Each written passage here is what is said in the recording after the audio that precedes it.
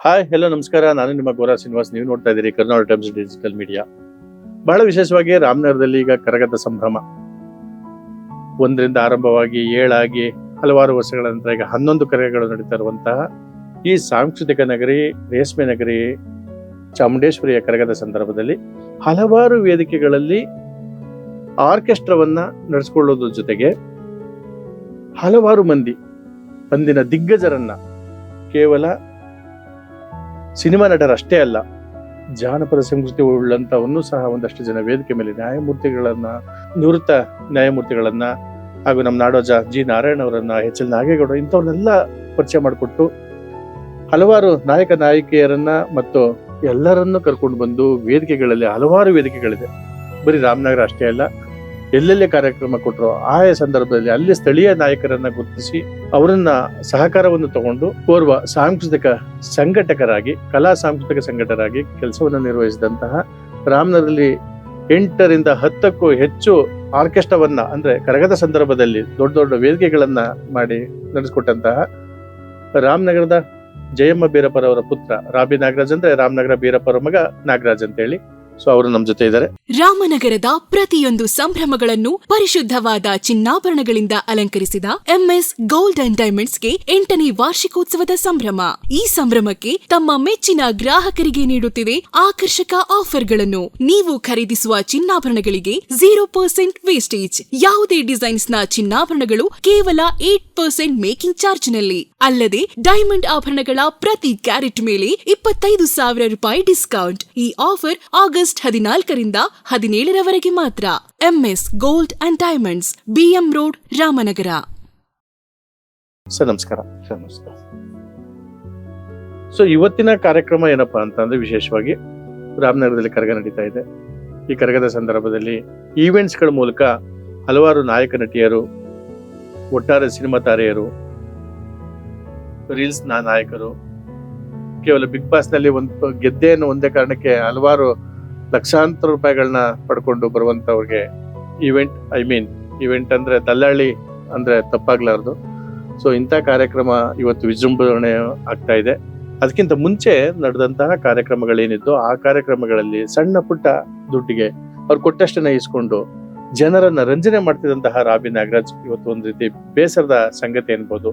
ಯಾಕಂದ್ರೆ ಇತ್ತೀಚಿನ ದೊಡ್ಡ ಈವೆಂಟ್ ಕಾರ್ಯಕ್ರಮಗಳಲ್ಲಿ ಅವರೂ ಇಲ್ಲ, ಅವರ ಸಂಘಟಕರಿಗೂ ಇಲ್ಲ, ಒಟ್ಟಾರೆ ಅವರ ಏನು ಕಲಾ ಸಾಂಸ್ಕೃತಿಕವಾಗಿ ಬಂದ್ರೋ, ಆರ್ಕೆಸ್ಟ್ರಾ ಅನ್ನೋ ಹೆಸರು ಬಂದ್ರೋ ಇವತ್ತು ಅದಿಲ್ಲ. ಹಾಗಾಗಿ ಅವ್ರ ಜೊತೆ ಕರಗ ಮತ್ತೆ ಸಾಂಸ್ಕೃತಿಕವಾಗಿ ನಡೆದು ಬರುವಂತಹ ಕರಗದ ಜೊತೆಗೆ ಅವರ ನಂಟು ಹೇಗಿತ್ತು ಅನ್ನೋದನ್ನ ಪರಿಚಯ ಮಾಡ್ಕೊಳ್ತಾ ಹೋಗೋಣ. ನಾಗರಾಜ್ ಅವರೇ, ನೀವು ಮೂಲತಃ ರಾಮನಗರದವರು. ಸೊ ಕಾಲೇಜು ದಿನಗಳಲ್ಲೇ ನೀವು ಒಂದು ಕಲೆಯನ್ನ ಸಂಘಟನೆ ಮಾಡ್ಕೊಂಡು ಬಂದಂತವ್ರು, ಆರ್ಕೆಸ್ಟ್ರಾದಲ್ಲಿ ಆಡ್ಬೇಕು ಅಂತ ಮಾಡಿದಂಥವ್ರು, ಅವತ್ತೇ ನೀವು ಜನರ ನಡುವೆ ಹೀರೋ ಆಗಿದ್ದಂಥವ್ರು. ರಾಮನಗರ ಕರಗಕ್ಕೆ ಸಂಬಂಧಪಟ್ಟಂತೆ ಎಷ್ಟು ಆರ್ಕೆಸ್ಟ್ರಾಗಳನ್ನ ಮಾಡಿದ್ದೀರಿ ತಾವು? ಸರ್, ಬಹುಶಃ ನನಗೆ ರಾಮನಗರ ಚಾಮುಂಡೇಶ್ವರಿ ಕರಗ ಅನ್ನುವಂಥ ಸಂಭ್ರಮದಲ್ಲಿ ಒಂದಷ್ಟು ವರ್ಷಗಳ ಕಾಲ ನಾನು ನೇರವಾಗಿ ವೇದಿಕೆ ಹಂಚಿಕೊಳ್ಳುವಂತಹ ಸಂಭ್ರಮವನ್ನು ಅನುಭವಿಸುವಂತ ಅವಕಾಶ ಬಹುಶಃ ಒಂದು 8-10 ವರ್ಷಗಳ ಕಾಲ ನಿರಂತರವಾಗಿ ವೇದಿಕೆಯನ್ನ ಸಿಕ್ಕಂತ ಒಂದು ನನ್ನ ಸೌಭಾಗ್ಯ. ಏಕೆಂದ್ರೆ ಅವತ್ತಿನ ಕಾಲಕ್ಕೆ 90ರ ದಶಕದಲ್ಲಿ ಆರ್ಕೆಸ್ಟ್ರಾ ಅಂತಂದ್ರೆ ಬಹುಶಃ ಅವತ್ತಿನ ಕಾಲದ ಎಲ್ರಿಗೂ ಗೊತ್ತು. ಇವತ್ತೇನು 10 ವಾಹಿನಿಗಳು ಚಾನೆಲ್ಗಳಲ್ಲಿ ಬಂದು ಸೆಲೆಬ್ರಿಟಿಗಳಂತ ಏನು ಅನ್ನಿಸ್ಕೊಳ್ತಿದ್ದಾರೆ, 90ರ ದಶಕದಲ್ಲಿ ಜನರ ಮುಂದೆ ವೇದಿಕೆಯಲ್ಲಿ ನಿಂತು ಜನರನ್ನ ರಂಜಿಸಿದಂತ ಆ ಕಲಾವಿದರುಗಳು ಅವತ್ತಿಗೆ ಸೆಲೆಬ್ರಿಟಿಗಳು, ಅವ್ರ ನಿಜವಾದ ಸೆಲೆಬ್ರಿಟಿಗಳು. ಅದನ್ನ ಎಲ್ಲರೂ ಕೂಡ ಹೋಗ್ಬೇಕಾದಂಥದ್ದು. ಅಂತಹ ಸೆಲೆಬ್ರಿಟಿಗಳ ಕಾಲದಲ್ಲಿ ನಾನು ಒಂದಷ್ಟು ವರ್ಷಗಳ ಕಾಲ ಈ ಚಾಮುಂಡೇಶ್ವರಿ ಕರಗ ಮಹೋತ್ಸವದ ಆ ವಾದ್ಯಗೋಷ್ಠಿ ರಂಜನೆಯ ಕಾಲವನ್ನು ಅನುಭವಿಸ್ಕೊಂಡು ಬಂದೆ. 90ರ ದಶಕ ಬಹುಶಃ ನನಗೆ ನೆನಪಿದ್ದ ಹಾಗೆ 91 ಅಥವಾ 92ರಲ್ಲಿ ಇದೇ ಹರಳಿಮರ ವೃತ್ತದಲ್ಲಿ ಚಾಮುಂಡೇಶ್ವರಿ ಕಾಯಿಸೊಪ್ಪನ ಬೀದಿ ಚಾಮುಂಡೇಶ್ವರಿ ಕರಗದ ಸಂದರ್ಭದಲ್ಲಿ ಬಾಬು ಮತ್ತು ಗೆಳೆಯರು, ಇವತ್ತವರು ರಾಮನಗರ MG ರಸ್ತೆ ಲಕ್ಷ್ಮೀ ವೆಂಕಟೇಶ್ವರ ಸಿಲ್ಕ್ ಅಂಡ್ ಸ್ಯಾರೀಸ್ ಅಂತೇಳಿ ಒಂದು ಬಟ್ಟೆ ಶೋರೂಮ್, ಅವರದೇ ಆದಂತಹ ಶೋರೂಮ್ ಇದೆ. ಅವರು ಅವತ್ತಲ್ಲಿ 1 ವರ್ಷ ಮಾಡಿದ್ರು ಕಾರ್ಯಕ್ರಮವನ್ನ. ರಾಮನಗರದ ಸಿದ್ದರಾಜು ಅಂತೇಳಿ ಹಿರಿಯ ಕೀಬೋರ್ಡ್ ವಾದಕರು ಅವತ್ತಿಗೆ ಮೆಲೋಡಿ ಅಂಡ್ ಮ್ಯೂಸಿಕ್ ಅಂತೇಳಿ ರಾಮನಗರದಲ್ಲಿ ಒಂದು ಆರ್ಕೆಸ್ಟ್ರಾ ಮಾಡ್ಕೊಂಡಿದ್ರು. ಆ ತಂಡದ ಕಾರ್ಯಕ್ರಮ 91ರಲ್ಲಿ ಹರಳಿಮರ ವೃತ್ತದಲ್ಲಿ ಕಾರ್ಯಕ್ರಮ. ನಾನು ಅವತ್ತು ಮುಖ್ಯ ಗಾಯಕನಾಗಿ ಅಲ್ಲಿ ಹಾಡಿದಂಥದ್ದು. ಅವತ್ತೆಲ್ಲ ಬಿಡಿ, ಅವತ್ತಿನ ಸಂಭಾವನೆ, ಹಣಕ್ಕೆ ಪ್ರಾಮುಖ್ಯತೆ ಕೊಡುವಂತ ಕಾರ್ಯಕ್ರಮವೇ ಅಲ್ಲ. ಕಲೆಯನ್ನು ಆರಾಧಿಸ್ಬೇಕು, ಜನರಿಗೆ ಸಂತೋಷ ಪಡಿಸ್ಬೇಕು, ಅಷ್ಟೇ ಉದ್ದೇಶ. ಅಲ್ಲಿ ಲಾಭ ನಷ್ಟ ದುಡ್ಡಿನ ವಿಷಯನೇ ಬರ್ತಿರ್ಲಿಲ್ಲ. ಅಂತ ಒಂದು ವೇದಿಕೆ ಅಲ್ಲಿ ನಡೀತು. ಅದಾದ ನಂತರ ಒಂದಷ್ಟು ವರ್ಷಗಳ ಕಾಲ ಅಲ್ಲಿ ಬಹುಶಃ ಅದು ಅವರ 1 ವರ್ಷಕ್ಕೆ ನಿಲ್ಲಿಸ್ಬಿಟ್ರು ಕಾರ್ಯಕ್ರಮ ಮಾಡಿ. ಅದಾದ ನಂತರ ನಿಮ್ಗೆ ಬಂತು, ನೀವು 90ರ ದಶಕದಲ್ಲಿ ಆರಂಭವನ್ನ ಮಾಡಿದ್ರೆ, ಯಾರ ಬಾಬು ಅಂಡ್ ಗೆಳೆಯರ ಬಳಗ ಮಾಡಿದ್ರು. ಅವತ್ತು ಸಂಭಾವನೆ ಕಡಿಮೆ ಇತ್ತು ಅಂತ ಹೇಳ್ತೀರಿ, ನಿಜ. ಸೌಭಾಗ್ಯ ಎಷ್ಟಿತ್ತು, ನಿಮ್ಮ ಆನಂದ ಎಷ್ಟಿತ್ತು? 16,000 ಜನದ ಎದುರುಗಡೆ ನೀವೊಬ್ರು ಹೀರೋ ಆಗಿ ನಿಂತಾಗ, ಮುಖ್ಯ ಗಾಯಕನಾಗಿ ನಿಂತಾಗ ತಮ್ಮ ಅನುಭವ ಹೇಗಿತ್ತು? ಸರ್, ನಾನು ಆಗ್ಲೇ ಹೇಳಿದಾಗೆ ನಾವೆಲ್ಲ ಏನವತ್ತು 90ರ ದಶಕದಲ್ಲಿ ಆರ್ಕೆಸ್ಟ್ರಾಗ್ ಬಂದ್ವಿ ಕಲಾವಿದರು. ನಾವ್ಯಾರು ದುಡ್ಡಿಗೆ ಪ್ರಾಮುಖ್ಯತೆ ಕೊಟ್ಟವ್ರೆಲ್ಲ. ನಮಗೆ ಆ ವೇದಿಕೆ ಮೇಲೆ ನಿಂತಿದ್ದು ಇವತ್ತಿಗೂ ರೋಮಾಂಚನ ಆಗ್ತದೆ ಆ ಜನರನ್ನ. ಮತ್ತೆ ಜನ ಕೂಡ ಅವತ್ತು ನಮ್ಮನ್ನ ಸಿನಿಮಾ ಹೀರೋಗಳ ರೀತಿನೇ ವಾದ್ಯಗೋಷ್ಠಿ ಕಲಾವಿದರನ್ನ ನೋಡ್ತಾ ಇದ್ರು. ಮತ್ತೆ ನಮ್ಮನ್ನ ಆ ರೀತಿನಲ್ಲೇ ಅವರು ನೋಡ್ತಾ ಇದ್ದಂತ ಭಾವನೆಗಳು ಹಾಗೆ ಇತ್ತು. ಸಾವಿರಾರು ಜನ ಬಿಡಿ, ಜನ ಕುಳಿತುಕೊಂಡು ಹಾರ ಹಾಕ್ತಾ ಇದ್ದಿದ್ದು, ದುಡ್ಡು ತಂದು ಹಾಕ್ತಾ ಇದ್ದಿದ್ದು, ಇವೆಲ್ಲ ಮರೆಯೋದಕ್ಕಾಗೋದಿಲ್ಲ. ಹಾಗಾಗಿ ನಮಗ್ ಸಂಭಾವನೆ ವಿಚಾರವೇ ಇಲ್ಲ ಬಿಡಿ. ದುಡ್ಡಿಗೆ ಅಂತ ಕಾರ್ಯಕ್ರಮ ಮಾಡಿದ್ದೇ ಅಲ್ಲ, ಅದು ಮರೆಯಲಾಗದ ವೇದಿಕೆ. ಅದೊಂದು ಮುಯ್ಯಿ ಅಂತ ಏನ್ ಬರ್ತದೆ. ಹೌದು. ಪಿನ್ನ ದುಡ್ಡನ್ನ ಹಾಕುವಂಥದ್ದು. ತನ್ನ ನೆಚ್ಚಿನ ನಾಯಕ ನಟ ಅಥವಾ ತನ್ನ ನೆಚ್ಚಿನ ಗಾಯಕ ಆಡಿದಂತ ಹಾಡನ್ನ ರಾಬಿ ನಾಗರಾಜ್ ಆಡ್ತಾ ಇದಾರೆ, ಬೇರೆ ಯಾರು ಆಡ್ತಾ ಇದಾರೆ ಅಂತ ಅಂದ್ರೆ ಆ ಸಂಭ್ರಮನೆ ಅವ್ರಿಗೆ ಅಷ್ಟು ಖುಷಿ ಕೊಡೋದು. ಹಾಗಾಗಿ ಅವರು ಇದ್ದು ಬದ್ದದನ್ನ ನಿಮಗೆ ಎಷ್ಟು ಸಾಧ್ಯ ಆಗುತ್ತೆ ಅವ್ರು ಇಟ್ಕೊಂಡು ಕೊಡುವಂತ ಪ್ರಯತ್ನ ಅವತ್ತು ಮಾಡ್ತಿದ್ರು. ಇವತ್ತಿಗೂ ಇದೆ, ಬಟ್ ಕಡಿಮೆ. ಅವತ್ತಿನ ಆರ್ಕೆಸ್ಟ್ರಾಗಿ ಇವತ್ತಿನ ಆರ್ಕೆಸ್ಟ್ರಾಗೂ ಸರ್, ಇವತ್ತಿಗೆ ಏನಾಗಿದೆ, ಕಲಾಭಿಮಾನಿಗಳಿಗೂ ಈ ಕಲಾವಿದನಿಗೂ ಮಧ್ಯೆ ಒಂದು ಬ್ಯಾರಿಕೇಡ್ ಬಂದ್ಬಿಟ್ಟಿದೆ. ಇವತ್ತು ಸೆಲೆಬ್ರಿಟಿಗಳು ಲಕ್ಷಾಂತರ ಹಣ ತಗೊಂಡು ಕಾರ್ಯಕ್ರಮ ಮಾಡ್ತಾರೆ, ಅವರೆಲ್ಲ ದೂರದಲ್ಲಿ ವೇದಿಕೆಯಲ್ಲಿ ಇರ್ತಾರೆ. ಅವ್ರ ಹತ್ರ ಹೋಗಿ ಇಂಥದ್ದು ಹಾಡಿ ಅಂತ ಕೇಳೋದಿಕ್ಕೂ ಆಗಲ್ಲ ಇವತ್ತು ಕಲಾಭಿಮಾನಿಗಳು. ಆಮೇಲೆ ತಾವು ಇನ್ನೊಂದು ಗಮನಿಸ್ಬೇಕು, ಇವತ್ತು ದೊಡ್ಡ ಶೋಗಳಲ್ಲಿ ಬಂದು ಕಾರ್ಯಕ್ರಮ ಮಾಡತಕ್ಕಂಥ ಯಾರು ಸಂಗೀತ ನಿರ್ದೇಶಕ ಇರ್ಬೋದು, ಚಲನಚಿತ್ರ ಹಿನ್ನೆಲೆ ಗಾಯಕ ಇರ್ಬೋದು, ಅವ್ರು ಬಂದು ಹಾಡೋದು ಅವರು ಸಂಗೀತ ನಿರ್ದೇಶನ ಮಾಡಿದ ಸಿನಿಮಾಗಳ ಹಾಡನ್ನ ಅಷ್ಟೇ ಕಾರ್ಯಕ್ರಮ, ಅವ್ರು ಹಾಡದಂತ ಹಾಡುಗಳ ಅಷ್ಟೇ ಕಾರ್ಯಕ್ರಮ. ಆದ್ರೆ ಅವತ್ತಿನ ಕಾಲದ ಆರ್ಕೆಸ್ಟ್ರಾಗಳಲ್ಲಿ ಹಂಗಿರ್ಲಿಲ್ಲ ಸರ್. ಕಪ್ಪು ಬೆಳಪು ಚಿತ್ರ, ಬ್ಲಾಕ್ ಅಂಡ್ ವೈಟ್ ಸಿನಿಮಾದಿಂದ ಹಿಡಿದು ಇಲ್ಲಿನ ತನಕ ಏನು ಸಿನಿಮಾಗಳು ಬಂದಿತ್ತು, ಆ ಕಲಾಭಿಮಾನಿ ಪ್ರೇಕ್ಷಕ ಏನ್ ಕೇಳ್ತಾನೆ ಹಾಡ್ಬೇಕಿತ್ತು ಅವತ್ತ. ಹೌದು, ಹಾಡಿಲ್ಲ ಅಂದ್ರೆ ಗಲಾಟೆ ಮಾಡೋರು, ಎಷ್ಟೋ ವೇದಿಕೆಯಲ್ಲಿ ಗಲಾಟೆ ಮಾಡೋರು ಅಭಿಮಾನಿಗಳು. ನೀವ್ ಹೇಳೋ ಪ್ರಕಾರ ಆ ಸಂಗೀತ ನಿರ್ದೇಶಕ ಒಂದು ಇವೆಂಟ್ ನ ಮಾಡಿದ್ರೆ ಅಥವಾ ಒಂದು ಆರ್ಕೆಸ್ಟ್ರಾವನ್ನ ಮಾಡಿದ್ರೆ ಆತ ಬರ್ತಿದಂತದ್ದು ಅಥವಾ ಆತ ಹಾಡಿದಂತದ್ದು ಅಥವಾ ಆತ ಸಂಗೀತ ನಿರ್ದೇಶನ ಮಾಡಿದ ಅಷ್ಟೇ ಸೀಮಿತ ಆಗ್ತಿದೆ. ಬಟ್ ನಿಮ್ದು ಅಂತ ಬಂದಾಗ ಓವರ್ ಆಲ್ ಎಲ್ಲರದು ಆರ್ಕೆಸ್ಟ್ರಾ ವೈಭವ, ಎಲ್ಲರನ್ನು ಹಾಡಿ ರಂಜಿಸ್ತಾ ಇದ್ರಿ. ಅದಾದ ನಂತರ ರಾಮನಗರದಲ್ಲಿ ಅವರು ಬಾಬು ಅನ್ನೋರು 1 ವರ್ಷ ಅಷ್ಟೇ ಮಾಡ್ಲಿಲ್ಲ, ಮತ್ತೆ ಕಾರ್ಯಕ್ರಮ ಮಾಡಿ. ತದನಂತರ ಯಾರು ಮುಂದುವರ್ಸ್ಕೊಂಡು ಬಂದ್ರು ಸರ್? ಇವತ್ತು ನಿಜವಾಗ್ಲೂ ಪ್ರಾಮಾಣಿಕವಾಗಿ ನಾನು ಈ ನಿಮ್ಮ ವಾಹಿನಿ ಮೂಲಕ ನೆನೆಸ್ಕೊಳ್ಳೋದಕ್ಕೆ ಇಷ್ಟಪಡ್ತೇನೆ. ರಾಮನಗರದಲ್ಲಿ ಇವತ್ತು ಏನು ಕರಗದ ವೈಭವ, ಈ ಮಟ್ಟದ ಒಂದು ಸಾಂಸ್ಕೃತಿಕ ಕಾರ್ಯಕ್ರಮ ಇರ್ಬೋದು, ದೀಪಾಲಂಕಾರದ ವೈಭವ ಇರ್ಬೋದು, ಇವತ್ತು ದಸರಾ ಮಾದರಿನಲ್ಲಿ ಇಡೀ ರಾಜ್ಯದ ಜನ ನೋಡೋದಕ್ಕೆ ಬರ್ತಾ ಇದ್ದಾರೆ. ಇವತ್ತು ಇಷ್ಟೆಲ್ಲದರ ಒಂದು ಅವತ್ತಿಗೆ ಪರಿಕಲ್ಪನೆಯನ್ನು ಇಟ್ಕೊಂಡು ಪ್ರಾರಂಭ ಮಾಡಿ ಇವತ್ತು ಈ ಮಟ್ಟಕ್ಕೆ ತಲುಪಿದೆ ಅಂದ್ರೆ ಅದಕ್ಕೆ ಮುಖ್ಯ ಕಾರಣಕರ್ತರು ಈಗ ನಗರಸಭೆ ಅಧ್ಯಕ್ಷರಾಗಿರ್ತಕ್ಕಂಥ ಮಾನ್ಯ ಶ್ರೀ ಕೆ ಶೇಷಾದ್ರಿ ಶಶಿರವರು. ನಿಜವಾಗ್ಲೂ ಅವ್ರನ್ನ ಈ ಸಂದರ್ಭದಲ್ಲಿ ಅಭಿನಂದಿಸಬೇಕು. ಯಾಕೆಂದ್ರೆ ಅವರು ನೋಡಿ ಇವತ್ತಿನ ಈಗ ಈ ಮಟ್ಟಕ್ಕೆ ಬೆಳೆದಿದೆ ಅಂದ್ರೆ ಅವತ್ತು ಆ ಕಾಲದಲ್ಲೇ ಅವ್ರಿಗೆ ಈ ದೀಪಾಲಂಕಾರ ಮತ್ತೆ ಇನ್ನೊಂದು ಸರ್, ಅವರು ಪ್ರಾರಂಭ ಮಾಡಿದ್ದು ಹರಳಿ ಮರದ ಹತ್ರ ಕಾಯಿಸ್ಕೊಂಡ್ ಬೀದಿ ಹರಳಿ ಮರ ವೃತ್ತದಲ್ಲಿ ಪ್ರಾರಂಭ ಮಾಡುದು. ಲೂಬಾಯ್ಸ್ ಅಂತ ಅವತ್ತಿನ ಒಂದು ಬೆಂಗಳೂರಿನ ಪ್ರತಿಷ್ಠಿತ ವಾದ್ಯಗೋಷ್ಠಿ ಪ್ರಾರಂಭಿಸಿದ್ದವರು. ಆನಂತರ sound and music Madan Mallur ಅವರ ಆರ್ಕೆಸ್ಟ್ರಾ ಆದಾಗಿ ಅಲ್ಲಿ ನಡೀತಾ ಇತ್ತು. ಅಲ್ಲಿಂದ ಅವರು ತದನಂತರ ಜನಸಂಖ್ಯೆ ಜನದಟ್ಟಣೆ ಜಾಸ್ತಿ ಆದ ನಂತರ ಏನ್ ಮಾಡಿದ್ರು, ಸರ್ಕಾರಿ ಜೂನಿಯರ್ ಕಾಲೇಜ್ ಮೈದಾನಕ್ಕೆ ಬಂದ್ರು. ಮೈದಾನಕ್ಕೆ ಬಂದ ಮೇಲೆ ಅಲ್ಲಿನ ಕಾರ್ಯಕ್ರಮಗಳ ರೀತಿ ಯಾವ ರೀತಿ ಆಯ್ತು, ಅಂತಾರಾಷ್ಟ್ರೀಯ ಗಾಯಕರು ಹರಿಹರನ್ ಇರ್ಬೋದು, ಉಷಾ ಉತ್ತುಪ್ ಇರ್ಬೋದು, ಮತ್ತೆ ಇಲ್ಲಿ ನಮ್ಮ ಕರ್ನಾಟಕದ ಬಹುತೇಕ ಸಂಗೀತ ನಿರ್ದೇಶಕ ಗುರುಕಿರಣ್ ಅವರ ಆದಿಯಾಗಿ ಮತ್ತೆ ದಕ್ಷಿಣ ಭಾರತದ ಮಹಾನ್ ಗಾಯಕರು SP ಬಾಲಸುಬ್ರಹ್ಮಣ್ಯ ಅವರ ಕಾರ್ಯಕ್ರಮ ಕೂಡ ಜೂನಿಯರ್ ಕಾಲೇಜಿನಲ್ಲಿ ಶಶಿ ಅವರು ಮಾಡ್ಕೊಂಡ್ ಬಂದದ್ದು. ಇವೆಲ್ಲ ನಾವು ಇಷ್ಟೇ ವರ್ಷ ಆಗಿರ್ಬೋದು ನೆನ್ಸ್ಕೋಬೇಕಾಗ್ತದೆ. ಶಶಿ ಅಂದ್ರೆ ಆರಂಭ ಬಹಳ ಮುಖ್ಯ. ಹೌದು. ಇವತ್ತು ಯಾವ ಮಟ್ಟಕ್ಕೆ ಹೋಗಿದೆ ಅದು ಬೇರೆ ಪ್ರಶ್ನೆ. ಆರಂಭನ ಯಾರು ಮಾಡಿದ್ರು, ಹೇಗ್ ಮಾಡಿದ್ರು, ಅದ್ ಮುಂದುವರ್ಸ್ಕೊಂಡು ಬಂದಿದ್ದು. ಹೌದು. ವಿಚಾರಗಳು ಬೇರೆ ಬೇರೆ ಇರ್ಬೋದು, ವಿಚಾರಧಾರೆಗಳು ಬೇರೆ ಬೇರೆ ಇರ್ಬೋದು. ಇವತ್ತಿನ ಈವೆಂಟ್ಸ್, ಅವತ್ತಿನ ಆರ್ಕೆಸ್ಟ್ರಾ ಇವತ್ತು ದೊಡ್ಡ ಮಟ್ಟದ ಈವೆಂಟ್ಸ್ ಆಗಿರ್ಬೋದು. ಅವತ್ತು ಸಾಮಾನ್ಯವಾಗಿ ಬರ್ತಿದ್ದಂತ ಹೀರೋಗಳು ಇವತ್ತು ಸೆಕ್ಯೂರಿಟಿ ಸಮೇತ ಬರ್ತಾರೆ. ಹೌದು, ನಿಜ. ಮತ್ತೆ ಅದಾದ ನಂತರ ಇಲ್ಲಿ ಏನಾಯ್ತು, ಕೆ ಶೇಷಾದ್ರಿ ಅವರು ಬಹುಶಃ ಒಂದು 3 ವರ್ಷ ಕಾರ್ಯಕ್ರಮವನ್ನ ಇಲ್ಲಿ ಹರಳಿ ಮರದ ಹತ್ರ ಮಾಡ್ತಾ ಇದ್ದ ಹಾಗೇನೆ ಮತ್ತೊರು ರಾಮನಗರದ CNR ವೆಂಕಟೇಶ್ ಅಂತೇಳಿ ಕಾಂಗ್ರೆಸ್ ಮುಖಂಡರು, ಅವರು ಮತ್ತೆ RK ಚಂದ್ರಶೇಖರ್ ಅಂತೇಳಿ ನನ್ನ ಆತ್ಮೀಯ ಸ್ನೇಹಿತರು ಬೆಳಗ್ಗೆನೆ ಒಂದಿನ ನಮ್ಮ ಮನೆ ಹತ್ರ ಬಂದು ನಾಗರಾಜ್, ನಾವು ಕರಗದಲ್ಲಿ ಕಾರ್ಯಕ್ರಮ ಮಾಡ್ತಾ ಇದ್ದೇವೆ, ಆರ್ಕೆಸ್ಟ್ರಾ ಮಾಡ್ಕೊಡಿ ಅಂತೇಳಿ. ನನಗೆ ಯಾವ ಮಟ್ಟದ ಸಂಭ್ರಮ ಆಗೋಯ್ತು ಅಂದ್ರೆ, ಕರಗದ ಒಂದು ವೇದಿಕೆಯನ್ನು ನಂದು ಒಂದು ಆರ್ಕೆಸ್ಟ್ರಾ ಬಂತಲ್ಲ ಅಂತೇಳಿ ಅವತ್ತಿನ ಕಾಲಕ್ಕೆ ಬಹುಶಃ 98ರಲ್ಲಿ CNR ವೆಂಕಟೇಶ್ವರ ಅವರು ಮತ್ತೊಂದು ವೇದಿಕೆ ಇದೇ ಚಾಮುಂಡೇಶ್ವರಿ ಕರಗದಲ್ಲಿ ಅರಳಿ ಮರದ ಹತ್ರ ಮಾನ್ಯ ಶ್ರೀ ಕೆ ಶೇಷಾದ್ರಿ ಅವರದು ಒಂದು ದೊಡ್ಡ ವೇದಿಕೆ. CNR ವೆಂಕಟೇಶ್ವರ ಅವರು ಚಾಮುಂಡೇಶ್ವರಿ ಎಕ್ಸ್ಟೆನ್ಷನ್ ಇದೆ, ಅಲ್ಲಿ ಒಂದು ವೇದಿಕೆಯನ್ನ ಪ್ರಾರಂಭ ಮಾಡಿ ನನ್ನ ಆರ್ಕೆಸ್ಟ್ರಾ ಪ್ರಾರಂಭ. ಅಲ್ಲಿಂದ 2 ವೇದಿಕೆಗಳು ಮುಖ್ಯವಾದವು. ಇಲ್ಲಿ ಜನದಟ್ಟಣೆ ಹೆಚ್ಚಾಗ್ತಾ ಶಶಿ ಅವರು ಸರ್ಕಾರಿ ಜೂನಿಯರ್ ಕಾಲೇಜ್ ಮೈದಾನಕ್ಕೆ ಹೋದ ನಂತರ CNR ವೆಂಕಟೇಶ್ವರ ಅವರು ಅರಳಿಮರ ವೃತ್ತಕ್ಕೆ ವೇದಿಕೆ ಕಾಯಂ ಮಾಡ್ಕೊಂಡ್ರು ಸರ್. ಬಹುಶಃ ನನಗೆ ಅದಕ್ಕೂ ಮೊದಲು ಅಗ್ರಹಾರದಲ್ಲಿ ಒಂದ್ಸಲಿ ವೇದಿಕೆ ಹಾಕಿದ್ರು, ಚಾಮುಂಡೇಶ್ವರಿ ದೇವಸ್ಥಾನದ ಆ ರಸ್ತೆ ಕೆಳಭಾಗದಲ್ಲಿ ಒಂದ್ಸಲಿ ವೇದಿಕೆ ಮಾಡಿದ್ರು. ಅದಾದ ನಂತರ ಹರಳಿಮರ ವೃತ್ತ ಕಾಯಂ ಆಗಿ ಬಹುಶಃ ಒಂದು 8 ವರ್ಷಗಳ ಕಾಲ ನಾನು CNR ವೆಂಕಟೇಶ್ವರ ಅವರ ಆ ಒಂದು ವೇದಿಕೆಯಲ್ಲಿ ಚಾಮುಂಡೇಶ್ವರಿ ಕರಗದ ಕಾರ್ಯಕ್ರಮವನ್ನು ನಿರಂತರವಾಗಿ ಮಾಡ್ಕೊಂಡ್ ಬಂದೆ. ಮತ್ತೆ ನನಗೆ ಒಂದು ಹೆಮ್ಮೆಯಿಂದ ಹೇಳ್ಕೊಳ್ತೇನೆ, ನಾನು ಹಣಕ್ಕಂತೂ ಆ ಕಾರ್ಯಕ್ರಮ ಮಾಡ್ತಿರ್ಲಿಲ್ಲ. ಯಾಕಂದ್ರೆ ಅವ್ರು ಕೊಡ್ತಾ ಇದ್ದಂತ ತೀರಾ ಕಡಿಮೆ ಹಣ ನನಗೆ ಆ ಖರ್ಚು ವೆಚ್ಚಕ್ಕೂ ಒದ್ದಾಟ ಮಾಡ್ಕೊಂಡೇನೆ. ಆದ್ರೆ ನನ್ನೂರು ಕಾರ್ಯಕ್ರಮ ನನಗೊಂದು ಹೆಸರು ಬರ್ತದೆ ಅನ್ನೋ ಕಾರಣಕ್ಕೆ ನಾನು ಕಷ್ಟನೋ ಸುಖನೋ ಅದ್ದೂರಿಯಾಗೆ ಮಾಡ್ಕೊಂಡ್ ಬಂದಿದ್ದೀನಿ. ಮತ್ತೆ ಇವತ್ತು ಇನ್ನೊಂದು ನಿಮ್ಗೆ ನಾನು ಪ್ರಾಮಾಣಿಕವಾಗಿ ಹೇಳ್ತೀನಿ ಸರ್, ಇವತ್ತು ಸೆಲೆಬ್ರಿಟಿಗಳ ಯುಗ. ಇವತ್ತು ಯಾವುದೋ ಒಂದು ಚಾನೆಲ್ ನಲ್ಲಿ ಮುಖ ತೋರಿಸಿದಂಥವ್ರು ಅವರದೇ ಆದಂತ ಒಂದು ಸಂಭಾವನೆಯನ್ನ ನಿಗದಿ ಮಾಡ್ಕೊಂಡಿರ್ತಾರೆ ದೊಡ್ಡ ಮಟ್ಟದಲ್ಲಿ. ಆದ್ರೆ ನಾನು ಸೆಲೆಬ್ರಿಟಿಗಳ ಇವತ್ತೇನಾಗಿದ್ದಾರೆ ಅವತ್ತಿಗೆ ಆ ಸೆಲೆಬ್ರಿಟಿಗಳನ್ನೇ ಇಲ್ಲಿ ರಾಮನಗರದ ಕಾರ್ಯಕ್ರಮ ಕರ್ಕೊಂಬಂದು ಕಾರ್ಯಕ್ರಮ ಮಾಡಿದ್ದೀನಿ ತೀರಾ ಕಡಿಮೆ ಸಂಭಾವನೆಗೆ. ಅದು ನಾನು ಹೆಮ್ಮೆ ಪಟ್ಕೊಳ್ಳಿಲ್ಲ. ನಾನು ನೋಡಿದೆ ಹಲವಾರು ಕೇವಲ ರಾಮನಗರನ ನಾವೀಗ ಮಾತಾಡ್ತಾ ಇದ್ದೀವಿ, ನಿಮ್ಮ ವೇದಿಕೆಗಳನ್ನ ನಾನು ಗಮನಿಸಿದಂತ ಸಂದರ್ಭದಲ್ಲಿ ಹಲವಾರು ಅಂದ್ರೆ ನಮ್ಮ ನ್ಯಾಯಮೂರ್ತಿ ನಿಟ್ಟೂರು ಶ್ರೀನಿವಾಸರಾಯರು, ಪದ್ಮಭೂಷಣ ಡಾಕ್ಟರ್ MC ಮೋದಿ, ನಾಡೋಜ G ನಾರಾಯಣ್ ನಮ್ಮ ಜಾನಪದ ಲೋಕದಲ್ಲಿದ್ದಂಥವ್ರು, ಬೆಂಗಳೂರು ಮೇಯರ್ ಆಗಿದ್ದಂಥವ್ರು, ಹಾಗೆ HL ನಾಗೇಗೌಡರು ನಮ್ಮ ಜಾನಪದ ಲೋಕ ಕಡಿತಂಥವ್ರು, ಶಿವಮೊಗ್ಗ ಸುಬ್ಬಣ್ಣ ಅವರು, ಪರಮಶಿವನ್ ರವರು, ಡಾಕ್ಟರ್ BK ಸುಮಿತ್ರಾ ಅವರು, ರಾಜೇಶ್ ಅವರು, ಜಯಂತಿ ಅವರು, AS ಮೂರ್ತಿ, ದೊರೆಸ್ವಾಮಿ, ಮಹೇಶ್, ಜೋಶಿ ಎಲ್ಲರನ್ನು ಕರ್ಕೊಂಡು ಬಂದು ಸಾಲುಮರದ ತಿಮ್ಮಕ್ಕ ಸರ್, ಅದು ಹಲವಾರು ಸಾಂಸ್ಕೃತಿಕ ಸಂಘಟನೆಯ ಅದೊಂದು ಭಾಗ. ಆ ಕಾರ್ಯಕ್ರಮದಲ್ಲಿ ಎಲ್ಲ ನಾಡಿನ ಬಹುತೇಕ ಮಾನ್ಯರು ಬಂದು ಭಾಗವಹಿಸಿದ್ದಾರೆ. ಅದು ಒಂದು ಹೆಮ್ಮೆ ಪಡುವ. ಆದ್ರೆ ನಾನು ಯಾಕೆ ಮಾತನ್ನು ಕೇಳಿದೆ ಅಂದ್ರೆ ಇವತ್ತು ಸೆಲೆಬ್ರಿಟಿ ಯುಗ ಅಂದ್ರಲ್ಲ, ಆ ಸೆಲೆಬ್ರಿಟಿಗಳನ್ನ ಸೊ ನೀವು ಕರ್ಕೊಂಡ್ ಬಂದು ನಿಮ್ ಜೊತೆನೆಲ್ಲ ಇಟ್ಕೊಂಡು ಮಾಡ್ತೀರಿ. ಇವತ್ತು ಅವ್ರು ಕರ್ಕೊಂಡ್ ಬರ್ಬೇಕು ಅಂತ ತುಂಬಾ ಕಷ್ಟ ಇದೆ ಇವತ್ತಿಗೆ. ಈ ಸುಮಾರು ಜನ ಇಲ್ಲ ಇವತ್ತಿಗೆ, ಅದು ನೆನ್ಸ್ಕೊತಾ ಇದೀವಿ.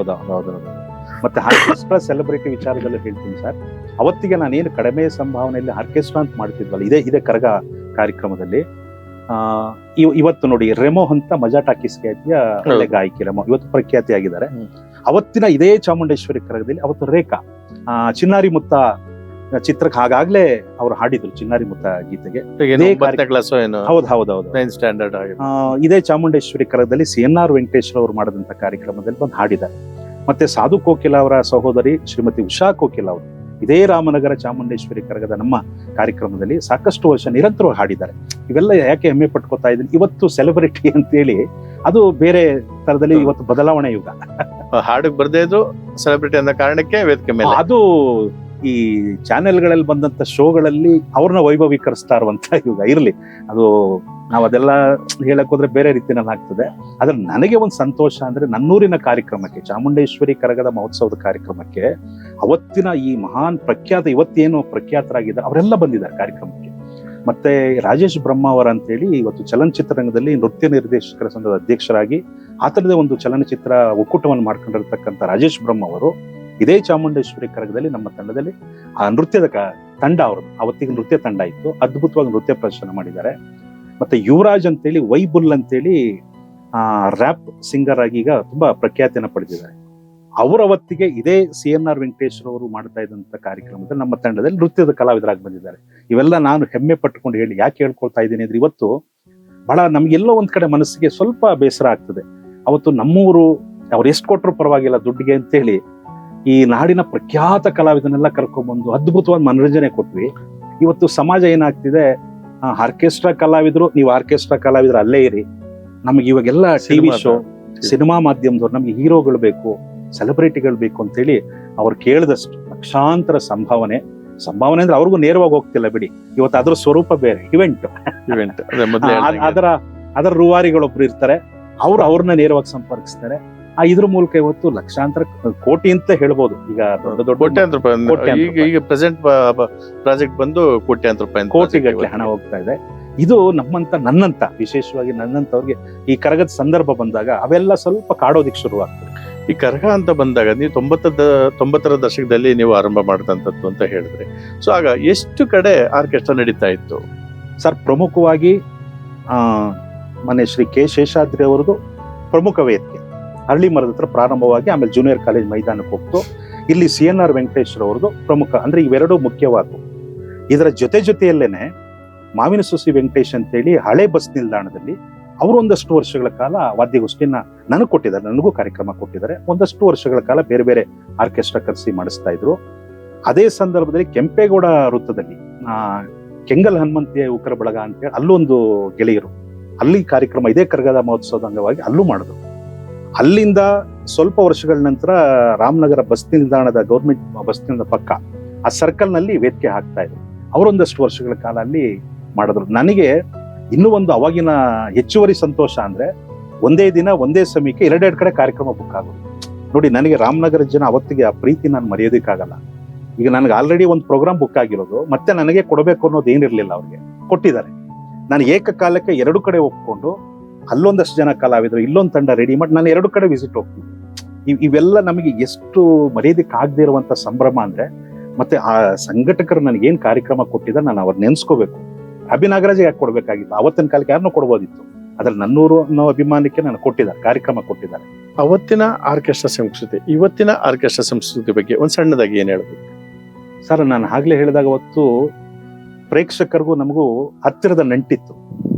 ಅವರ ನಾಡಿ ಮಿಡಿತ, ಅವ್ರ ಅಭಿರುಚಿ, ಅವ್ರು ಯಾವ್ದೋ ಇಂಥ ಅವರ ಮೆಚ್ಚಿನ ನಾಯಕ ನಟನ ಹಾಡನಲ್ಲಿ ಕೇಳಿದ ತಕ್ಷಣ ನಾವು ಹಾಡ್ತಾ ಇದ್ವಿ. ಇವತ್ತು ಬ್ಯಾರಿಕೇಡ್ ಬಂದಿದೆ, ಅಂತರ ಆಗೋಗಿದೆ. ಇವತ್ತು ಸ್ಟಾರ್, ಅವರೆಲ್ಲ ಸ್ಟಾರ್ಗಳು. ಬ್ಯಾರಿಕೇಡ್ ಅಂತ ಬಂದಾಗ ನನಗೆ ಒಂದು ನೆನಪು ಬರ್ತದೆ. ಇವತ್ತಿನ ಹಲವಾರು ದೇವಾಲಯಗಳಲ್ಲಿ ಗರ್ಭಗುಡಿ ಇದೆ. ಸೊ ನಮ್ದು ಏನ್ ಗ್ರಾಮ ದೇವತೆಗಳ 4 ಕಂಬನಿಟ್ಟು ಒಂದು ಚಾವಡಿ ಇದ್ದಂಥದ್ದನ್ನು ಸಹ ಇವತ್ತು ಹೊಸ ತಂತ್ರಜ್ಞಾನವನ್ನು ಬಳಸ್ಕೊಂಡು ಅಲ್ಲೂ ಗರ್ಭಗುಡಿ ಮಾಡಿದ್ದಾರೆ. ಅಂದ್ರೆ ಈ ಬ್ಯಾರಿಕೇಡ್ ಅಂತ ಬಂದಾಗ ದೇವ್ರಿಗೂ ಭಕ್ತನಿಗೂ ನಡುವೆ ಒಬ್ಬ ದಲ್ಲಾಳಿ, ಒಬ್ಬ ಪೂಜಾರಿ ಇದ್ದ ಹಾಗೆ.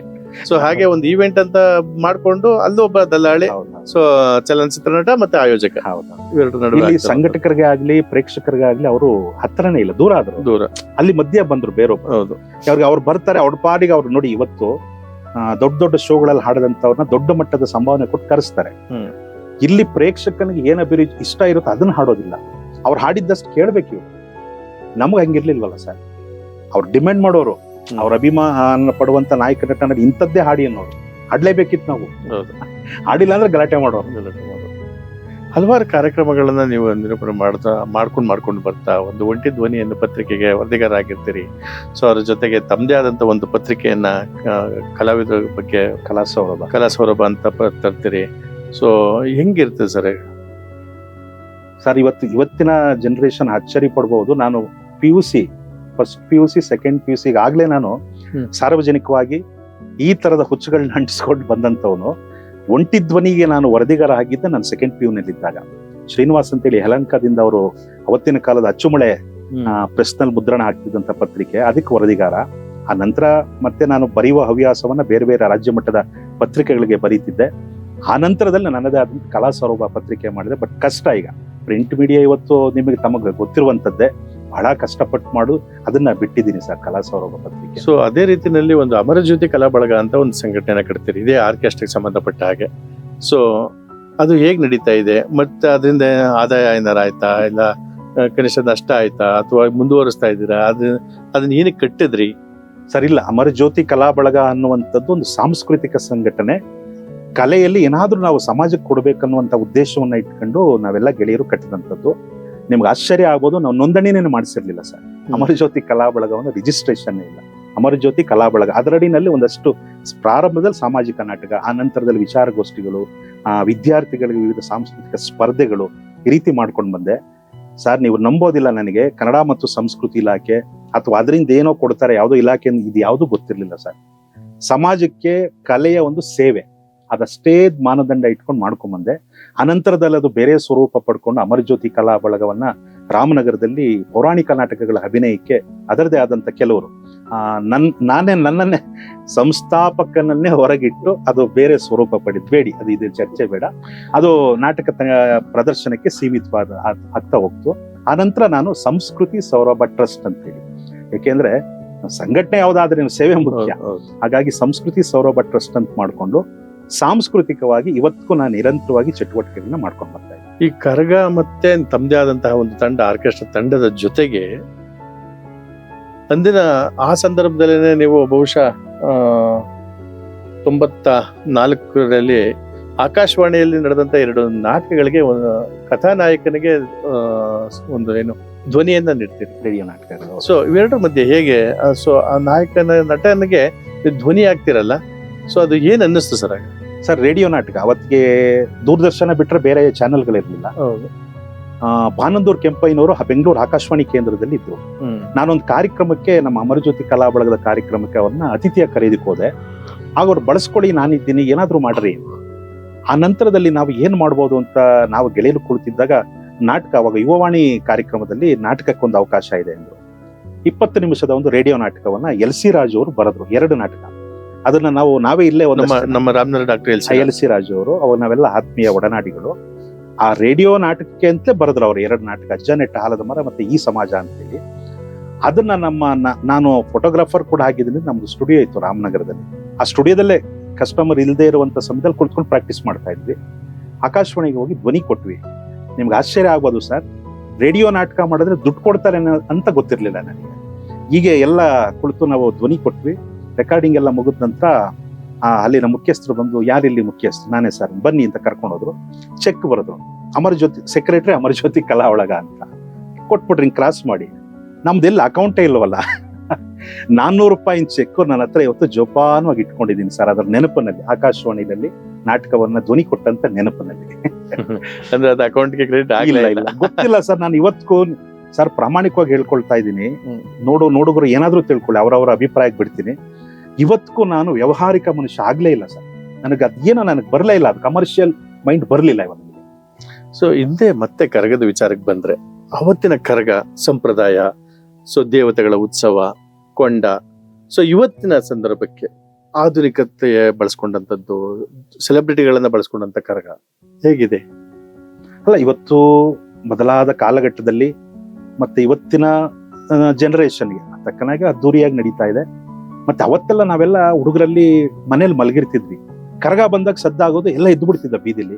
ಕರಗ ಬರೋದು ನೋಡ್ತಾ ಇದ್ವಿ, ನಮಸ್ಕಾರ ಮಾಡ್ಕೋತಾ ಇದ್ವಿ. ಆ ಬೆಳಗಿನ ಜಾವ ಕೊಂಡ ಬಂದು ನೋಡ್ಕೊಂಡು ಮನೆಗೆ ಹೋಗ್ತಾ ಇದ್ವಿ. ಅದು ಒಂಥರ ಸಂಭ್ರಮ. ಇವತ್ತೇನಾಗಿದೆ, ಇಡೀ ರಾಜ್ಯದಿಂದ ಬರ್ತಾವ್ರೆ. ಮತ್ತೆ ಹಬ್ಬ ಮಾಡದೇ ಇರೋ ಮನೆಗಳಲ್ಲಿ ಹಬ್ಬ ಮಾಡ್ಲೇಬೇಕಾಗಿದೆ ಈಗ. ಯಾಕೆಂದ್ರೆ ನಾವು ನೆಂಟರುಗಳೇನಾಗಿದೆ ಕರಿದೇದ್ರು ಬರ್ತಾವ್ರೆ ಈಗ ಈ ಸಂಭ್ರಮವನ್ನು ನೋಡೋದಿಕ್ಕೆ. ಇದು ಒಂಥರ ಅದ್ದೂರಿತನ, ಮತ್ತೆ ಇದಕ್ಕೆ ಇಡೀ ರಾಜ್ಯನ ಗಮನ ಸೆಳೀತಾರೆ. ಹಾಗಾಗಿ ಇದಕ್ಕೆ ಯಾರ್ಯಾರು ಕಾರಣಕರ್ತರು, ನಾನು ಆಗ್ಲೇ ಹೇಳಿದಾಗೆ ಕೆ ಶೇಷಾದ್ರಿ ಅವರೇ ಆದಿಯಾಗಿ ಯಾರೆಲ್ಲ ಶ್ರಮಿಸ್ತಾ ಇದ್ದಾರೆ ಅವ್ರನ್ನೆಲ್ಲ ನಾವು ಅಭಿನಂದಿಸಲೇಬೇಕು. ಇವತ್ತು ಇತ್ತೀಚೆಗೆ ಈ ಕರಗ ಮತ್ತೆ ಆರ್ಕೆಸ್ಟ್ರಾ ಅಂತ ನಾವು ತಗೊಂಡಾಗ, ಈ ರಾಜಕಾರಣಿಗಳು ಅಲ್ಲೂ ಶಾಸಕರಾದಂಥ ಸಂದರ್ಭಗಳಲ್ಲಿ ಅತಿ ವಿಜೃಂಭಣೆಯನ್ನ ಕಾಣ್ತು. ಸೊ ನನ್ನ ಕ್ಷೇತ್ರ, ನಾನು ಮಾಡಬೇಕು, ನಂದು ಖರ್ಚಿದೆ, ಸೊ ನಾನು ಹೀಗೆ ಮಾಡಬೇಕು, ಸೊ ಹೋದ್ ಸರಿ ಏನ್ ಮಾಡಿದ್ರು ಅದಕ್ಕಿಂತ ಜೋರ ಮಾಡಬೇಕು ಅನ್ನುವಂತ ಒಂದು ದೊಡ್ಡ ಮಟ್ಟದಲ್ಲಿ ಮಾಡ್ತಾ ಇದ್ದಾರೆ. ಹಾಗಾಗಿ ನೀವೆಲ್ಲ ಮೂಲೆ ಗುಂಪಾದ್ರ ಅಂತ ಸರ್ ನೀವ್ ಹೇಳ್ತಿರೋದು ಒಂದ್ ರೀತಿ ಸರಿ. ಯಾಕೆಂದ್ರೆ ಈಗ ಸಹಜವಾಗಿ ಹೇಳ್ತಾರೆ ಜನ, ಈಗೆಲ್ಲ ಏನ್ರಿ ಸಿನಿಮಾದವ್ರನ್ನ ಟಿವಿಲಿ ಬರೋರ್ನಲ್ವೇನ್ರಿ ನೋಡೋದು, ಜನ ಸೇರ್ಬೇಕಲ್ರಿ ಅನ್ನೋವಂಥದ್ದು ಪ್ರಶ್ನೆ ಬರ್ತದೆ. ನಾವು ಅದನ್ನು ತಪ್ಪು ಅಂತಲೂ ಹೇಳಕ್ ಆಗ್ತಿಲ್ಲ. ಈಗ ಬದಲಾದ ಅಭಿರುಚಿನೋ ಸರ್. ಈಗ ನಾವೇ ಯೋಚನೆ ಮಾಡೋಣ ಸರ್. ಇವತ್ತು 600 ಸಿನಿಮಾ, ನಾನು ಒಂದು ಉದಾಹರಣೆ ಕೊಡ್ತೀನಿ. 600 ಸಿನಿಮಾಗಳನ್ನ ಮಾಡಿದಂತ ಅಪ್ಪಟ ಕಲಾವಿದ ವೈಜನಾಥ್ ಬೀರಾದರ್ ಅಂತ ಒಬ್ಬ ರಾಷ್ಟ್ರ ಪ್ರಶಸ್ತಿ ಪುರಸ್ಕೃತ ಕಲಾವಿದರು. ಇವತ್ತಿಗೊಂದು ಪಾಡಿಗೆ ಪುಟ್ಟ ಮನೆಯಲ್ಲಿ ಬೇರೆ ಕೆಲಸ ಗೊತ್ತಿಲ್ಲ ಅವ್ರಿಗೆ, ಅವ್ರ ಪಾಡಿಗೆ ಅವರಿದ್ದಾರೆ. ಯಾವುದೋ ಒಂದು ದೂರದ ಚಾನೆಲ್ ನಲ್ಲಿ ಒಂದು ಶೋನಲ್ಲಿ ಬಂದಂತ ವ್ಯಕ್ತಿಗಳು 1 ವರ್ಷ 2 ವರ್ಷದಲ್ಲಿ ಮನೆ ಕಟ್ಟಿದ್ದಾರೆ ಸರ್. ನಾನು ನೋಡಿದ್ದೀನಿ. ಈ ವ್ಯವಸ್ಥೆ ದುರಂತ ನಾವು ಏನಂತ ಅದನ್ನ ಪ್ರತಿಕ್ರಿಯಿಸ. ಅವರೆಲ್ಲ ಪ್ರಶಸ್ತಿಗಳ ಪಾತ್ರಕ್ಕೆ ಅಷ್ಟೇ ಸೀಮಿತ ಆದ್ರು, ಕಮರ್ಷಿಯಲ್ ಪಾತ್ರಕ್ಕೂ ಆಗಕ್ಕಾಗ್ಲೇ ಇಲ್ಲ ಅವರು.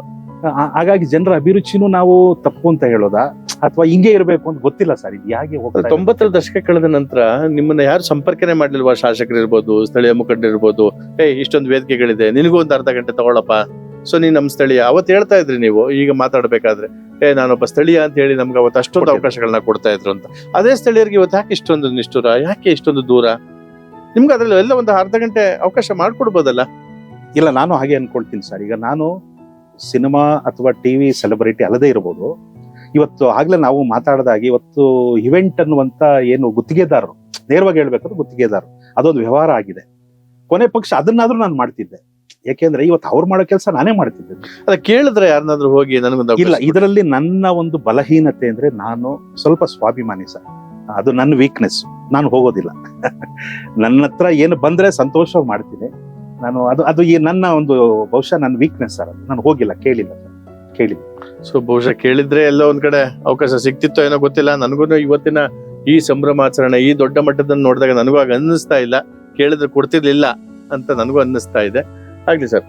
ಸೊ ನೀವು ಯಾರನ್ನ ಆ ಸಂದರ್ಭಗಳಲ್ಲಿ 90ರ ದಶಕದ ಕಂಟಿನ್ಯೂ ಆಗಿ ನೀವು ಮಾಡ್ಕೊಂಡ್ ಬಂದಂತ ಆರ್ಕೆಸ್ಟ್ರಾ ಕರಗದ ಸಂದರ್ಭದಲ್ಲಿ ಸೊ ನಿಮಗೆ ಕೊಡ್ತಾ ಇದ್ದ, ನೀವೇ ಒಬ್ರು ನಾಯಕ ನಟನ ರೀತಿ ನೋಡ್ತಾ ಇದ್ದಂತ ಜನ, ಇವೆರಡರ ನಡುವಿನ ವ್ಯತ್ಯಾಸ ಏನ್ ಸರ್? ಅವತ್ತು ಹೇಳಿದ್ನಲ್ಲ ಸರ್, ಜನ ಕಲೆಗೆ ಕಲಾವಿದನಿಗೆ ಬಹಳ ಗೌರವ ಕೊಡ್ತಾ ಇದ್ರು. ಇವತ್ತು ದೊಡ್ಡ ಸ್ಟಾರ್ ಬಂದ್ರೆ 10 ನಿಮಿಷ ನಿಂತ್ಕೊಳ್ತಾ ಇಲ್ಲ, ಹಿಂಗ್ ನೋಡ್ತಾರೆ ಹೊಟ್ಟೋಗ್ತಾರೆ. 5 ಗಂಟೆ ಟೈಮ್ ಕುಳಿತುಕೊಳ್ತಿದ್ರು ಸರ್, ನೆಲದ ಮೇಲೆ. ಕುರ್ಚಿನೂ ಬೇಕಿರ್ಲಿಲ್ಲ ಅವರು ಆರ್ಕೆಸ್ಟ್ರಾಗಳು ನೋಡ್ಬೇಕಾದ್ರೆ. ಮತ್ತೆ ನೋಡಿ, ನಾನು ಇವತ್ತು ಒಂದು ವಿಶೇಷ ನೆನಪಿಸ್ಕೊಳ್ತೀನಿ. ಅವತ್ತು ಕಾಲೇಜ್ ಮೈದಾನದಲ್ಲಿ ಚಂದ್ರ ಚಕೋರಿ ಆಡಿಯೋ ರಿಲೀಸ್ ಇದೆ. ಚಾಮುಂಡೇಶ್ವರಿ ಕರಗದ ಕಾರ್ಯಕ್ರಮದಲ್ಲಿ ದೊಡ್ಡ ಮಟ್ಟದಲ್ಲಿ ಇಡೀ ಸಿನಿಮಾ ರಂಗದ ಎಲ್ಲ ಪ್ರಖ್ಯಾತರು ಅಲ್ಲಿ ಬರ್ತಾ ಇದ್ರು. ಇಲ್ಲಿ CNR ವೆಂಕಟೇಶ್ವರ ಅವರದು ಹರಳಿ ಮರದ ಹತ್ರ ಕಾರ್ಯಕ್ರಮ, ನನ್ನ ಆರ್ಕೆಸ್ಟ್ರಾ. CNR ವೆಂಕಟೇಶ್ವರ ಅವರು ನನಗೆ ಒತ್ತಡ, ನೀವು ಯಾರನ್ನಾದ್ರೂ ಹೀರೋ ಕರ್ಕೊಂಬನ್ನಿ ಅಂತ. ನೋಡಿ, ನನ್ನ ಅದೃಷ್ಟನ ಏನೋ, ದರ್ಶನ್ ಅವ್ರನ್ನ ನೆನೆಸ್ಕೋಬೇಕು ನಾನು. ಕರಿಯರ್ ರಿಲೀಸ್ ಆಗಿ ತುಂಬಾ ಪೀಕಲ್ಲಿ ಇದ್ರು ಅವರು ದರ್ಶನ್. ನಾನು ಲಿಂಗರಾಜು ಅಂತೇಳಿ ಒಬ್ರು ನಿರ್ಮಾಪಕರು, ಅವ್ರಿಗೆ ಆತ್ಮೀಯರು, ಅವ್ರನ್ನ ಹೋಗಿ ಕೇಳ್ಕೊಂಡೆ, ನಮ್ಮೂರ್ ಕರಗ ಸರ್, ತುಂಬಾ ಜನ ಸೇರ್ತಾರೆ, ನಂದು ಆರ್ಕೆಸ್ಟ್ರಾ ಇದೆ. ಅವ್ರನ್ನ ನಾವೆಲ್ಲ ಯಾಕೆ ನೆನ್ಸ್ಕೋಬೇಕಂದ್ರೆ, ಅವರು ನೋಡಿ ವ್ಯವಹಾರ ಇಲ್ಲಿ ಬರ್ಲಿಲ್ಲ ಸರ್. ಅಲ್ಲಿ ದರ್ಶನ್ಗೆ ಇಷ್ಟು ಕೊಡ್ಬೇಕು ಅಥವಾ ನನಗೆ ಏನು ಕೇಳಲಿಲ್ಲ. ಅವರು ನಾನು ಕರ್ಕೊಂಬರ್ತೀನಿ ಅಂದ್ರು ಸರ್. ಅವತ್ತು ಎಷ್ಟು ಸಂತೋಷ ಆಯ್ತು ಅಂದ್ರೆ, ಅಲ್ಲಿ ಚಂದ್ರಚಕೋರಿ ಆಡಿಯೋ ರಿಲೀಸ್ ಕಾರ್ಯಕ್ರಮ, ಇಲ್ಲಿ ನನ್ನ ಆರ್ಕೆಸ್ಟ್ರಾ ಕಾರ್ಯಕ್ರಮ. ದರ್ಶನ್ ರವರ್ನ ಆ ಜನಜಂಗುಳಿಯಲ್ಲಿ ಮಧ್ಯೆ ಕಾರ್ ಬರೋದಿಕ್ಕಾಗಲ್ಲ ಅಂತೇಳಿ ಆ ಗಾಂಧಿನಗರ ಒಳಗಡೆ ಆ ಚಿಕ್ಕ ರೋಡ್ನಿಂದ ಕರ್ಕೊಂಬಂದು ವೇದಿಕೆ ಕರ್ಕೊಂಬಂದೆ. ದರ್ಶನ್ ಕೂಡ ಅಷ್ಟೇ ಸರ್, ನೆನೆಸ್ಕೋಬೇಕು, ಏನು ನಿರೀಕ್ಷೆ ಪಡೆದೆ. ಕಾರ್ಯಕ್ರಮಕ್ಕೆ ಬಂದು ಕರಿಯಾ ಚಿತ್ರದ ಹಾಡನ್ನು ನನ್ನ ಜೊತೆಲಿ ಹಾಡಿದ್ರು, ಸ್ವಲ್ಪ ಹೊತ್ತು ಕುಳಿತಿದ್ರು. ಆನಂತರ CNR ವೆಂಕಟೇಶ್ವರ ಅವರು ರಾಮನಗರ ಫಾರೆಸ್ಟ್ ಟೈಬ್ನಲ್ಲಿ ಅವ್ರಿಗೆಲ್ರಿಗೂ ಊಟದ ವ್ಯವಸ್ಥೆ ಮಾಡಿದ್ರು, ಊಟ ಮಾಡಿದ್ರು. ಅವತ್ತಿನ ಕಾಲದ ದರ್ಶನ್ ನಿಜವಾಗ್ಲೂ ನೆನೆಸ್ಕೋಬೇಕು. ಸೊ ಯಾವುದೇ ಸಂಭಾವನೆ ಇಲ್ದೇನೆ ಆ ದರ್ಶನ್ ಅವರು ಅವತ್ತು ನಿಮ್ ಕಾರ್ಯಕ್ರಮ ಬಂದಿದ್ದಲ್ದೆ ಸರಳವಾಗಿ ನಡ್ಕೊಂಡು ಇಡೀ ಜನಕ್ಕೆ, ರಾಮನಗರದ ಜನತೆಗೆ ರಾಬೀನ್ ನಾಗರಾಜ್ ಸಹ ಕರ್ಕೊಂಡು ಬರೋ ಶಕ್ತಿ ಇದೆ, ಒಂದು ಕಾರ್ಯಕ್ರಮ ಮಾಡಬಹುದು ಅನ್ನೋದನ್ನ ತೋರಿಸ್ಕೊಟ್ರಿ. ಅದು ಇವತ್ತು ಅವಕಾಶ ಸಿಕ್ಕರೆ ಆ ಕೆಲಸ ಮಾಡ್ತೀರಿ. ಖಂಡಿತ. ನಾನು ಹೇಳಿದ್ನಲ್ಲ ಸರ್, ಅವತ್ತು ಕರಗದ ಅಷ್ಟೂ ಕಾರ್ಯಕ್ರಮದಲ್ಲಿ ನನ್ನ ಕಾರ್ಯಕ್ರಮದಲ್ಲಿ ಬಂದಿರೋರೆಲ್ಲರೂ ಈ ನಾಡಿನ ಪ್ರಖ್ಯಾತ ಕಲಾವಿದರು, ವಾದ್ಯ ಕಲಾವಿದರು ಇರ್ಬೋದು, ಗಾಯಕರು ಇರ್ಬೋದು. ಆ ಮಿಮಿಕ್ರಿ ರಾಜಗೋಪಾಲ್ ಅಂತೇಳಿ ಅವತ್ತು ಬೆರಳೆಣಿಕೆ ಮಿಮಿಕ್ರಿ ಆರ್ಟಿಸ್ಟ್ ಇದ್ದಂತ ಕಾಲ. ಮಿಮಿಕ್ರಿ ರಾಜಗೋಪಾಲ್ ಅವ್ರನ್ನ ಇದೇ ಕರಗದ ಕಾರ್ಯಕ್ರಮದಲ್ಲಿ ಕರ್ಕೊಂಡ್ ಬಂದಿದ್ದೇನೆ. ತುಂಬಾ ಜನ ಸರ್, ಅವತ್ತು ಎಲ್ಲ ಸೆಲೆಬ್ರಿಟಿಗಳೇ ಅವ್ರು ಬಂದು ಕಾರ್ಯಕ್ರಮ ಕೊಟ್ಟಂತವ್ರು. ಸಂಭಾವನೆ ಕಡಿಮೆ ಇರ್ಬೋದು, ನನ್ನೂರಿನ ಕಾರ್ಯಕ್ರಮ ಅಂತ ನನಗ್ ಕಡಿಮೆ ದುಡ್ಡು ಕೊಟ್ಟಿರ್ಬೋದು. ಅದನ್ನು ಹೊರತುಪಡಿಸಿದ್ರೆ ಅದು ಇವತ್ತು ಏನ್ ನಡೀತಾ ಆ ಮಟ್ಟದ ಕಾರ್ಯಕ್ರಮನೇ. ಮತ್ತೆ ಅವತ್ತು ಈ ಮಟ್ಟದ ತಂತ್ರಜ್ಞಾನ ಇರ್ಲಿಲ್ವಲ್ಲ ಸರ್. ನುಡಿಸಿ ಹಾಡ್ತಾ ಇದ್ದಂತ ಕಾಲ, ಎಲ್ಲ ವಾದ್ಯಗಳು ನುಡಿಸಿ ಹಾಡ್ತಾ ಇದ್ದಂತ ಕಾಲ. ಎಲ್ಲ ನುರಿತ ಕಲಾವಿದರ ಮುಂದೆ ಕಾರ್ಯಕ್ರಮ ಕೊಟ್ಟರು ಸರ್. ಸೊ ಕೊನೆಯದಾಗಿ ಸರ್, ನಿಮ್ಮ ಒಂದು ಟೀಮ್ ಅನ್ನೋದಿರ್ತಿದೆ. ಸೊ ನಿಮ್ಮ ಆ ಟೀಮ್ ನಲ್ಲಿ ಯಾರ್ಯಾರು ಇದ್ದಾರೆ ಈಗ, ಸೊ ಅವರಲ್ಲಿ ಯಾರು ಇಲ್ಲ, ಸೊ ಯಾರನ್ನ ಯಾವ ಕಾರಣಕ್ಕೆ ನೆನ್ಸ್ಕೊಳ್ಳೋದು? ತಬಲಾ ಇರ್ಬೋದು, ಹಾರ್ಮೋನಿಯಂ ಇರ್ಬೋದು, ಬೇರೆ ಇನ್ನಿತರ ಮ್ಯೂಸಿಕ್ಗಳಿರ್ಬೋದು. ಸೊ ಅವನ್ನೆಲ್ಲ ಗಮನಿಸಿದಾಗ ಇಲ್ಲ, ತುಂಬಾ ಕಲಾವಿದರುಗಳು ಕೆಲವರು ಈಗ ಬದುಕಿಲ್ಲ. ಒಂದಷ್ಟು ಜನ ವಾದ್ಯ ಕಲಾವಿದರು ಹೊರಟೋಗಿದ್ದಾರೆ. ಮತ್ತೆ ನನ್ನ ಜೊತೆನಲ್ಲಿ ಒಂದಷ್ಟು ಗಾಯಕರು ಅವತ್ತು ಏನು ಹಾಡ್ತಿದ್ರು ಇವತ್ತಿಗೂ ಇದ್ದಾರೆ, ಹಿರಿಯ ಕಲಾವಿದರು. ನಾನು ಸಾಮಾನ್ಯವಾಗಿ ಹೊಸ ಕಲಾವಿದರನ್ನ ಹಾಕೊಂಡು ಕಾರ್ಯಕ್ರಮ ಮಾಡೋದು ಕಡಿಮೆ. ನುರಿತ ಕಲಾವಿದರು, ಅನುಭವಿಗಳು, ಹಿರಿಯನ್ನೇ ಹಾಕೊಂಡ್ ಬಂದಿದ್ದೀನಿ.